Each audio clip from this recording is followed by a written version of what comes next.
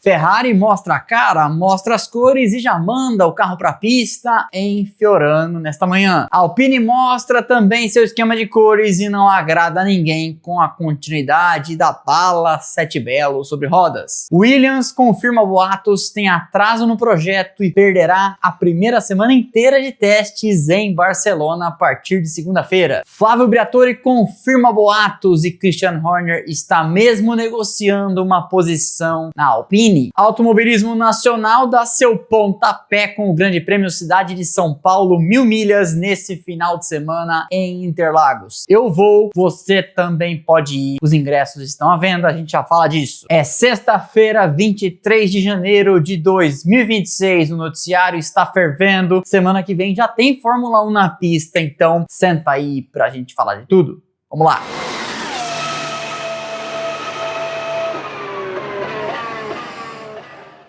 A Ferrari mostrou hoje ao mundo sua interpretação do regulamento de 2026, sem renders, sem fotografias tratadas em estúdio, mandando direto o bicho para a pista. E foi Lewis Hamilton o primeiro a andar em Fiorano, já mostrando, inclusive, uma novidade de 2026, a aerodinâmica ativa, as asas na frente e atrás abrindo e fechando, algo que é novidade para esse ano e que vai com certeza despertar muito interesse. E não são tempos fáceis em Maranello. A equipe, Hamilton e até mesmo Leclerc estão sob pressão. A Ferrari porque está muito próxima de igualar o imenso e histórico jejum entre 79 e 2000, período compreendido entre o título de George Scheckter e o primeiro de Schumacher usando vermelho. A Ferrari não conquista um campeonato de pilotos desde 2007 e de construtores desde 2008. Lewis Hamilton, depois de um ano que ele mesmo descreveu em 2025 como de pesadelo, também está sob intenso escrutínio, visto com lupa por fãs, por haters, pela imprensa italiana e por muita gente que coça a cabeça e pergunta: será que ele ainda tem a vontade necessária para voltar a vencer e para aguentar o período de transição e de muitas mudanças que vai ser necessário se essas vitórias são para acontecer de vermelho? Por fim, Leclerc, que já não é mais um novato, que já venceu corridas pela Ferrari, mas tem que deixar de ser uma eterna promessa e muito disso vai passar por entender. Será que seu destino é na Ferrari? Será que tem espaço para ele em outra equipe? 2026 será um ano que responderá todas essas perguntas. A primeira coisa notável e notória neste carro é uma tendência inaugurada pela Red Bull na semana passada da volta das pinturas brilhantes, deixando para trás o conceito de design fosco e vindo para algo que remete a uma Fórmula 1 mais clássica. Eu gostei dessa pintura. Esses detalhes em branco, inclusive, nos fazem lembrar do carro de Niki Lauda em 75 e 76. No shakedown da Ferrari, como não poderia deixar de ser, centenas de fãs tifosi estavam agarrados às grades, aos alambrados em Fiorano. E os trabalhos começaram com Hamilton dando uma volta de instalação e depois mais duas, uma delas acompanhada de um carro para filmagens e depois já sozinho. Ele terminou essa sequência com uma simulação de largada e depois foi recolhido para a garagem, o que inclusive já gerou especulações de que o carro teria quebrado. E não foi isso que aconteceu. A Ferrari andou 15 km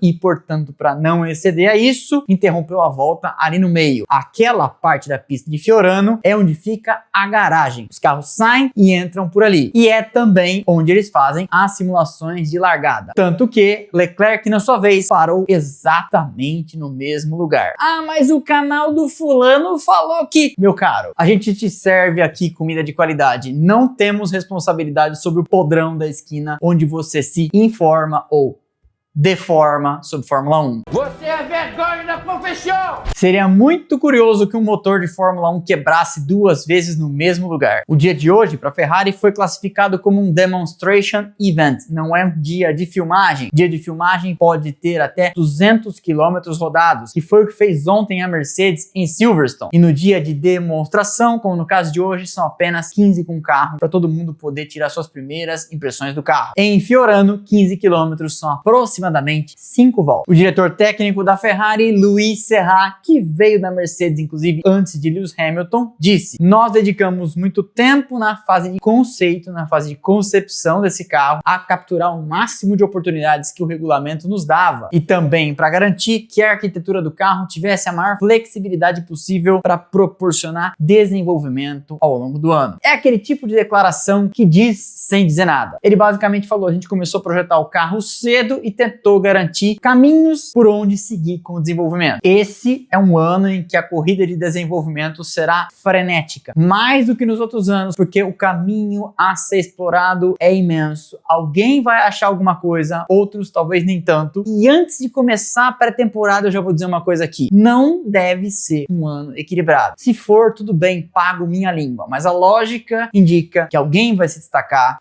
e outros vão se lascar, para não dizer outra coisa. Algo que está se consolidando como opinião generalizada sobre todos os carros que já andaram é um ronco do motor mais áspero, um som um pouco mais, digamos, visceral, som de motor.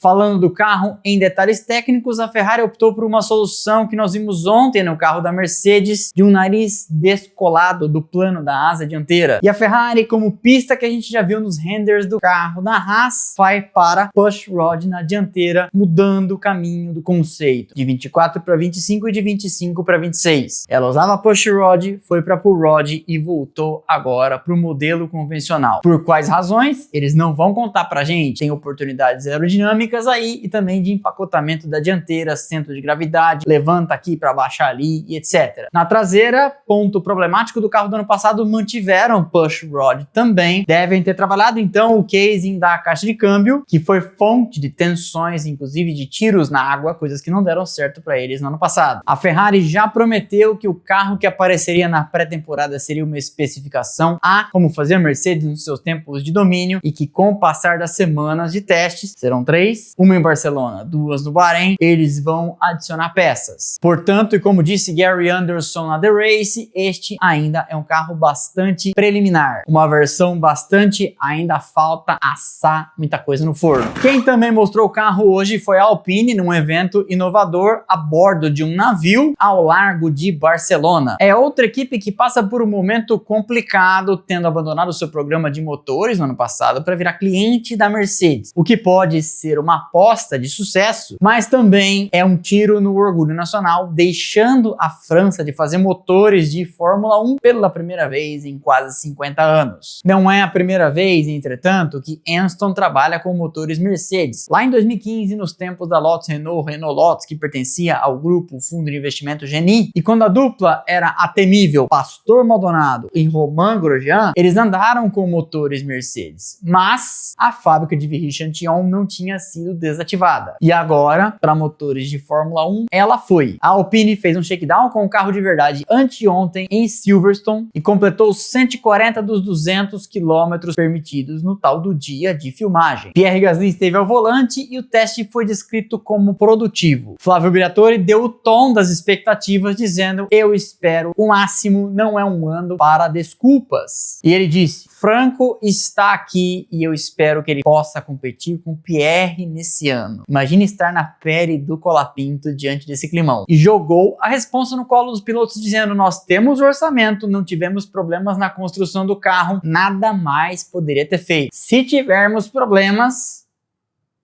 E aí o chefão da equipe fechou dizendo: Franco teve um excelente inverno. Imagino que no simulador, fazendo preparação e trabalhando com a equipe na fábrica. Espero que ele obtenha resultados melhores para competir com Pierre. Nós precisamos de 2 pilotos. O nome da Alpine continuou no noticiário ao longo do dia porque o próprio Briatore, falando neste evento, confirmou que a equipe está, sim, conversando com Christian Horner para uma posição que o ex-dirigente da Red Bull ocupou ocuparia lá dentro, muito provavelmente porque este é um anseio de Horner como sócio, detendo cotas ou ações da equipe. Horner ainda está no período de gardening leave, que termina em março, algo que ele negociou com a Red Bull em troca de receber menos dinheiro e etc. A gente paga menos, mas você também está liberado mais cedo. E um envolvimento com a Alpine faria sentido para todo mundo. Para a Renault, que quer desovar as ações, que está com o grupo de investimento Otro Capital, que comprou barato, agora quer se desfazer das ações, e a Renault não gosta das condições em que teve que vender essas cotas, porque tem uma série de obrigações envolvidas aí nessa compra que lá em 2022 eram interessantes e agora não são mais, e a Renault quer trocar o parceiro. E Horner é um cara que faz todo o sentido, porque a Renault sabe que não é Briatore o nome para levar o time adiante. Então sim, esta é a primeira vez que há uma confirmação oficial de alguém falando em nome da equipe, no caso Briatore, de que Horner está em conversas, ele deve capitanear um grupo de investidores para chegar e comprar 24% da equipe que pertence ao fundo Otro. Não é zoeira, tá? Esse é o nome do fundo de investimento, Otro Capital. E como eu falei, faz sentido para todo mundo. Para Renault, para Horner, para o fundo de investimento, talvez não faça para Briatore, mas enfim, ele já mordeu ali alguns milhões. A Williams confirmou hoje boatos que estavam correndo de que perderá a primeira semana de testes, que começa segunda-feira em Barcelona, abrindo mão, portanto, de 1/3 da pré-temporada, já que serão 5 dias em Barcelona, que eles poderão escolher 3 para andar, e mais 3 e 3 no Bahrein, portanto 9. E de 9 já abdicaram de andar em 3. O motivo? O carro está ainda muito acima do peso e não passou no crash test da FIA. Isso vinha sendo especulado nos últimos dias, eu não tinha noticiado aqui ainda porque achava que era mera boataria, mas hoje veio um comunicado oficial do time. A equipe disse: estamos ansiosos para voltar à pista nas próximas semanas, não especificando inclusive em qual delas será, e queremos agradecer a todos os nossos fãs pelo apoio contínuo. Há muito o que esperar juntos em 2026. Mas a equipe confirmou nesse comunicado que optou então por abrir mão dos dias em Barcelona para focar na finalização do carro e focar em passar no crash test, porque se não passar no crash test não pode correr. A respeitada publicação inglesa Autosport classificou isso como um embarrassing setback, ou seja, na minha tradução, uma embaraçosa decepção. E de fato é. James Vowles, atual team principal da equipe, ex-número 2 da Mercedes, busca credenciar seu nome como um chefe de equipe e chegar numa grande mudança dessas de regulamento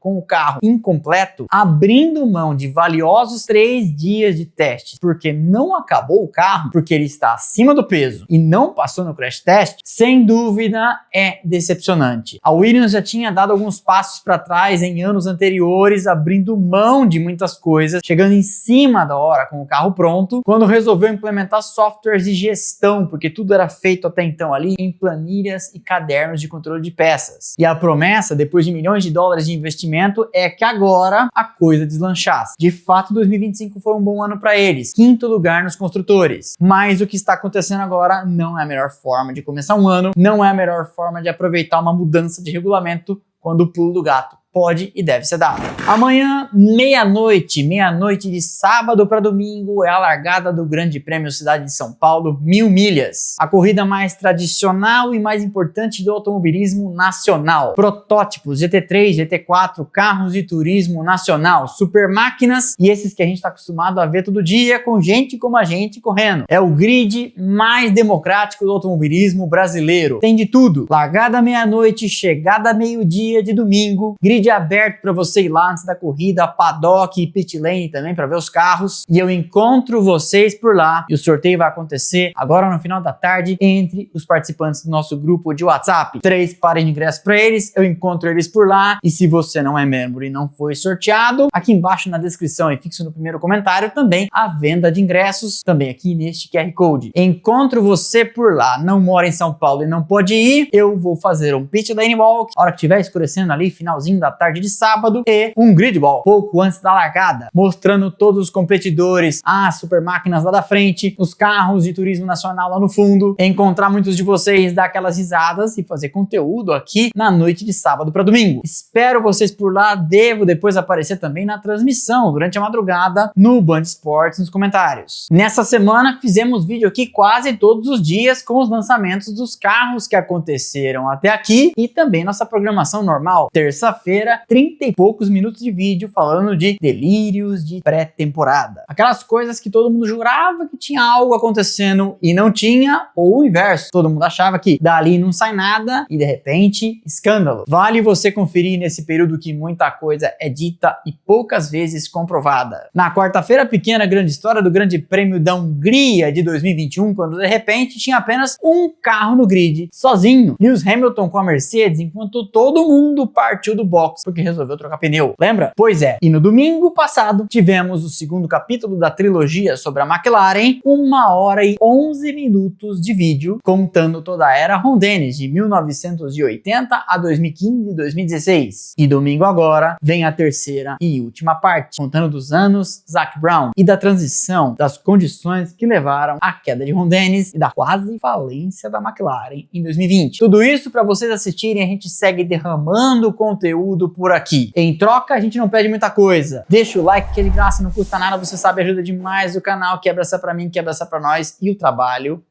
não custa nada e é a moeda de troca pro YouTube seguir distribuindo o nosso conteúdo internet afora. Por exemplo, sabe aquele vídeo de 30 e tantos minutos sobre a mudança de regulamento? Explicando tintim por tintim o que muda, por que muda, como muda e etc? Encostou em 300 mil visualizações. Imagine um vídeo nos dias de hoje com todo mundo viciado em dopamina e passar vídeo pra frente, batendo 300 mil views com 30 e tantos minutos. Não tem homenagem maior do que ver aqueles vídeos com um monte de gente falando, agora eu entendi. Felizmente, sinal de que nosso trabalho está funcionando para alguma coisa. Para não perder nada do que a gente faz por aqui, temos canais de notificação, Instagram, Telegram e WhatsApp. Você entra e passa a receber um recadinho e a gente elimina o intermediário, o YouTube entre nós, que ele às vezes, coitado, muito atarefado, esquece de lembrar de te lembrar. Mas eu tô te lembrando. Por fim, temos nossas redes sociais, Instagram, Twitter, Thread, TikTok, estão passando aqui os arrobas, link lá embaixo na descrição, chovendo conteúdo para vocês. E amanhã já sabe, encontro marcado, fim da tarde ali, falando do paddock e do pit lane das 1000 milhas, mostrando garagem por garagem, carrões e carrinhos, protótipos e outras naves, e depois, antes da largada, andando pelo grid com vocês. Fechado? É sexta-feira, final de semana. Valeu, aquele abraço, sextou e... juízo.